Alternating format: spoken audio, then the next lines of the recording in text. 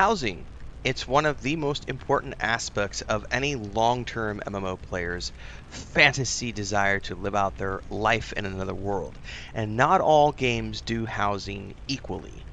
One of the games that I think is the pinnacle of housing, even in the current generation, despite the fact that it's a slightly older game, is the housing from EverQuest 2, which is one of the most free-form, hookless, place it anywhere, move it anywhere, size it however you want, free system of just giving you tons of stuff to put into your homes that I've ever seen. And today we're going to be doing the ultimate beginner's guide to getting your first house or your first apartment set up in EverQuest 2. But we're going to start off by showing you some of the potential of what you could lead towards with the Raven Syndicate's Guild Hall, which is our guild hall that we've had for years now, working up here on the Antonia Bale server, which is one of the classic servers in EverQuest 2. I'm going to be shutting my camera off as I show you all around things, and then we're going to come out of the guild hall, and we're going to do here in the Frostfang Sea area. I am on the free-to-play version right now, so everyone is aware. Allows you to see the robustness of the free-to-play system. I've traditionally always played VIP, but this year around I've been doing a lot of guides around the free-to-play version. So check those out at your leisure. You can also check out, there's a couple hundred streams and videos from over the years as we played EverQuest 2 here, so check all that stuff out with the playlist. Links to all those things are down below. If you like what you see here today, don't forget to like, subscribe, and hit that bell icon so you never miss an update. Without further ado, I'm turning this off, and we're going to go log into our kin hall and show you guys around. Now, I cannot take credit for a lot of the work in here because most of this has been done by other people over the years. We've had some really amazing guild members come through and be a part of our community in EverQuest 2 on the Antonia Bale server. So this is what kind of a house can look like. And in this case is our guild hall where we can put guild rewards, and people can put personal stuff in here as well. We've had officers come in and set stuff up. Joseph from the musician, I know he rebranded recently. I gotta remember, but you know who I'm talking about. Good old Joe, who goes by Joseph now. He did a lot of work in here with a lot of this stuff. But there's just all these things that you can get and place and have and put in your home. Kind of gives you an unlimited amount of options to spending, depending on how much you want to spend or how much you want to have at your disposal. This is not the biggest guild hall, but it's what worked for us for the time. And I think even though we've worked on it for a few years, it's still not completely fleshed out because we have rooms like this down here that are only partially finished. So it can give you an idea of what a room will look like when it's barren and just getting going, and what things can look like when you've got a lot of time and effort put into it. And you have like teleporters and things like that, and you can go over here to the other side, and we have like the global port. There's the guild portals here, the wizard and the druid, along with the voyage through Norrath button. More stuff back in here, and just lots and lots. This is the bar, isn't it? Yeah, this is the bar. Larry, the guild bartender, and a guild stylist. So this is sort of what the end results of getting deep into the housing system can look like. So now that you've seen the introduction, we're going to go back out because we want to take you through the process of getting your first home, which is going to look a lot different. All right, so as far as where I'm at in the map, this is the corner that I'm tucked away in the Frostfang Sea, New Hallis area. This is where the housing is. You have the guild housing here, you have private housing and beyond. Now, every single city has housing. You can find housing in Freeport, Kinos, here, so on and so forth. It's going to be the exact same process no matter where you go. It's just that the style of homes look dramatically different depending on which expansion you're basing yourself out of. So you can look around the various styles. There's several of them to choose from. But once you get into the system, it's a very basic. You start off with a simple kind of like one-bedroom place that doesn't cost a lot of money to get into, and then you can work your way up through two-bedroom homes, three-bedroom homes, guild halls, and so on and so forth. There's a lot of tiers to housing, but when you're first getting going, it's going to be pretty barren. But don't fret, because you're going to be able to get your hands on plenty of materials for your homes, whether that's through crafters like carpenters, finding things on quests or drops in the world, or taking old heritage weapons as an example and turning those into mountable objects that you can put into the home. During the initial questing here in the Frostfang Sea walkthrough, you'll notice that we've been given a lot of home decoration items that we've been stockpiling as we've been leveling up this character here in the New Hallis starting zones of the Frostfang Sea.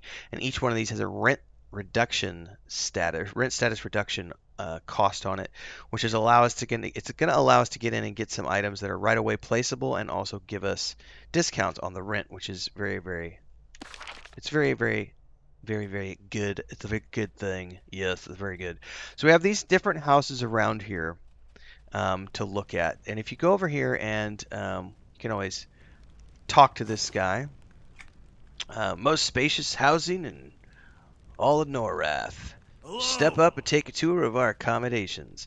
So you would then click on this home, and this is the Glacial Villa. And right away, you're going to be presented with a price, an upkeep, and the amount of vendor and vault slots that it has, along with any alignment requirements or additional requirements, which in this case is you must be of good alignment in order to purchase home within the Glacial Village.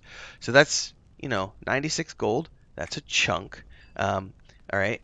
Now we can go over here and look at what does this one cost as an example. Every single one of these is going to have one of these pop-up windows. Manners of Erosi, price 1 plat 70 gold, upkeep 7 gold, vendor and vault slots 6, etc., etc. All right, so this is a New Hallis 3-room house, is what it said when we zoned in. And right away we can go walk through here. It's completely empty and barren.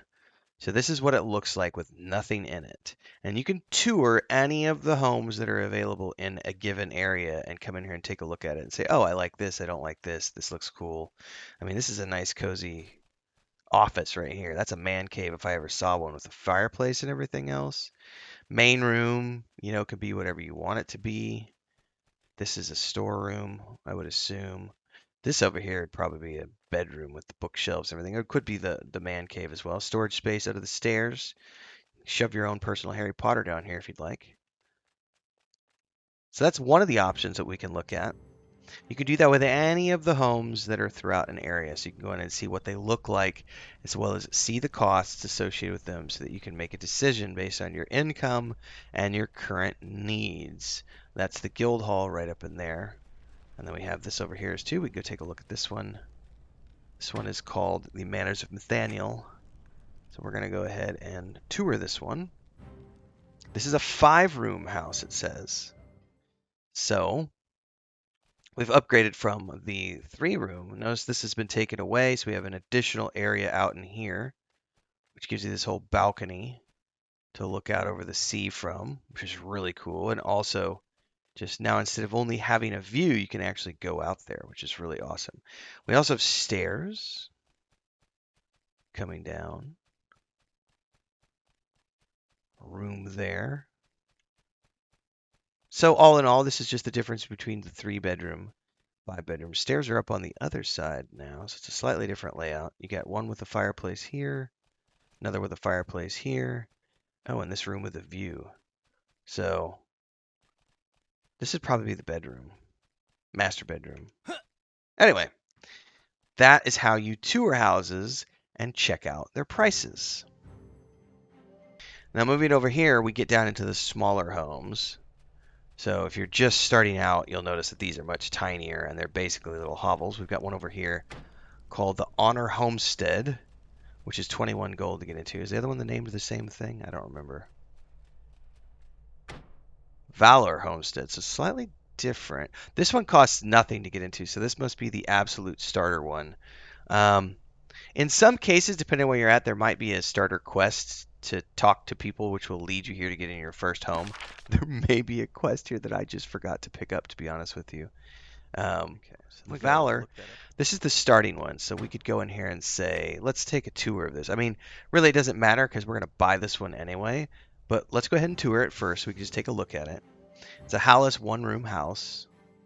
Hey everyone, Renfail here with the commercial part of the video where I say, hey, if you like this, don't forget to like, subscribe, and hit that bell icon so you never miss an update. And thanks to all of our supporters here on YouTube and over on Patreon, our highest members, our guild champions, Crazy's Relative, Remy D here on YouTube.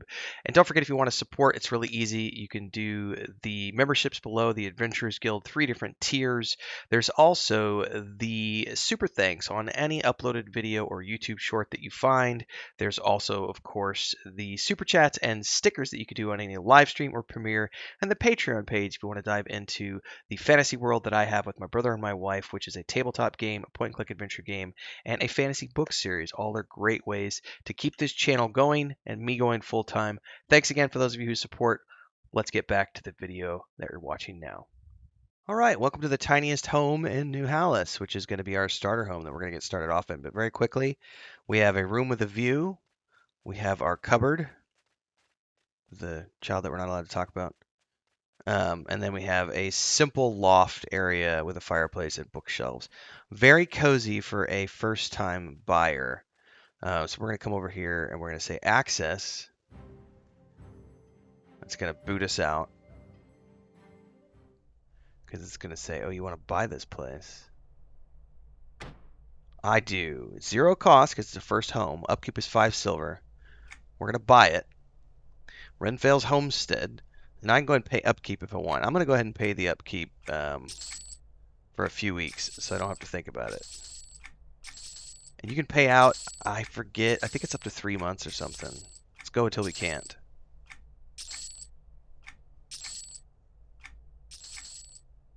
That's it. Maximum of 12 weeks. So it's 3 months you can pay in advance. All right, now that I've got my home, I can enter my home. It is now mine. Renfell's Homestead, as it says when we zone in. So this is my own personal instanced home. Now from here, I could start decorating.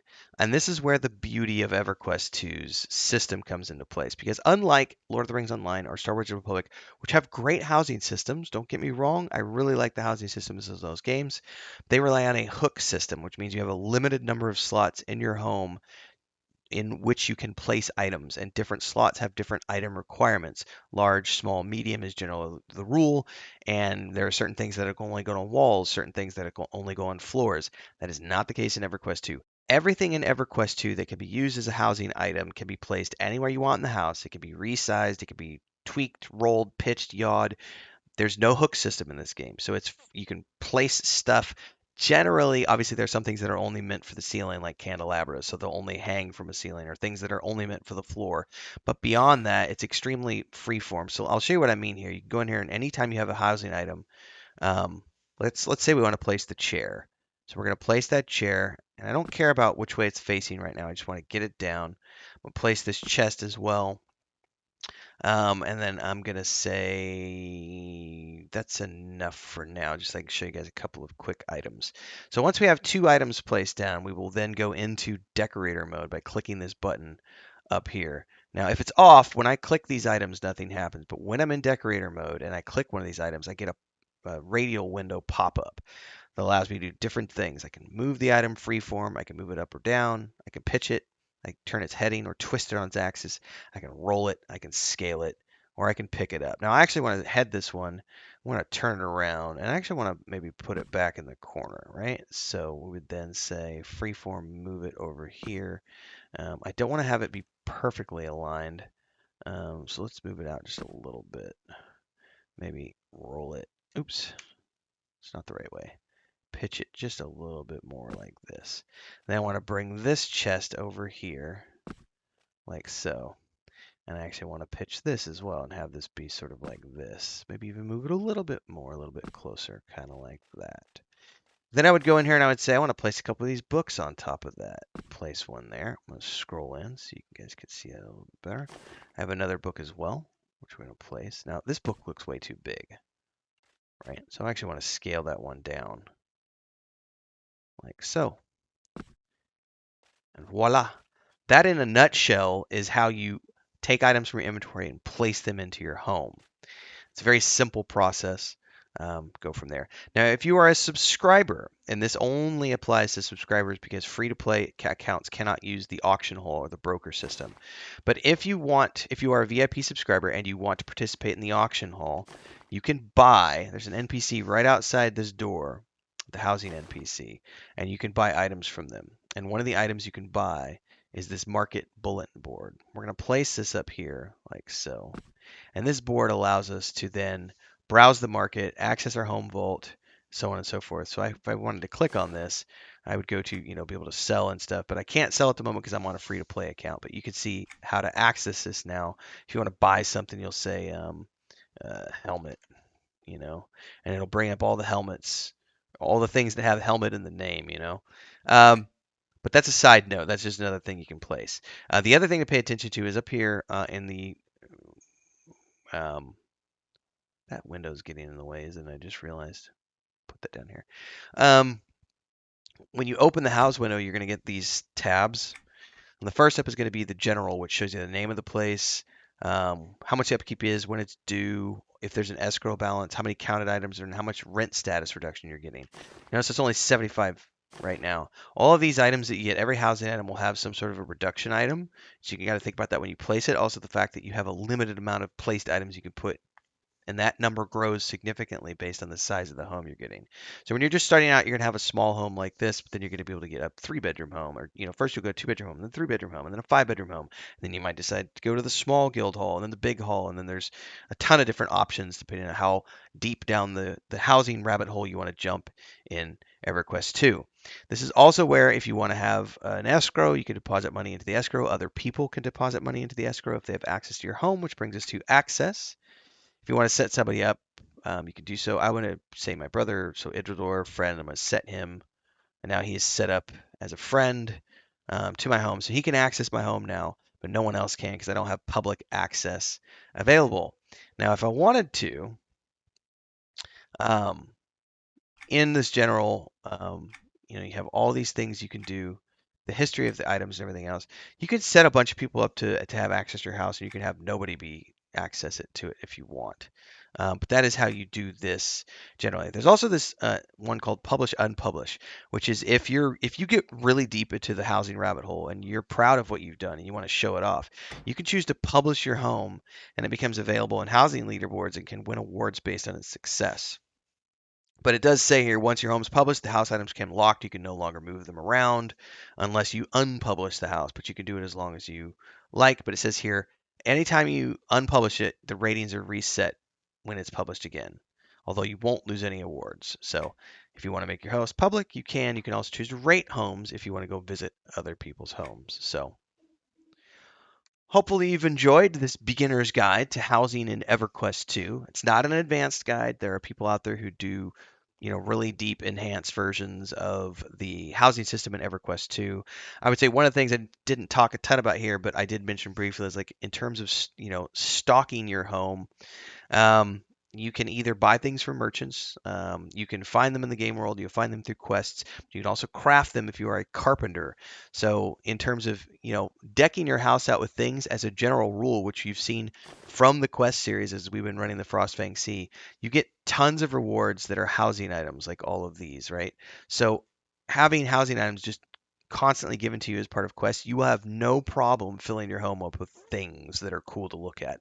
You can also craft them if you want to. So it just depends, again, how deep do you want to get into this system? Because there's a lot here. It's one of the most, if not the most, robust housing systems on the market, and I think has been since like Star Wars Galaxies. Because as cool as like Star Wars: The Old Republic and Lord of the Rings Online are, they still use that hook system, which means you're limited in how many and this doesn't have hooks, although it does have a limitation on items per house size, but that number is huge, huge. I mean, you've really got to work hard to fill a home up with the maximum amount of items that they tell you that you can have per home, and it'll start to feel very crowded if you try to do that. So that's my version. Let me know your thoughts below. Like, subscribe, and hit that bell icon so you never miss an update, and I'll see everybody in the next video. Until then, stay safe and happy gaming, everybody.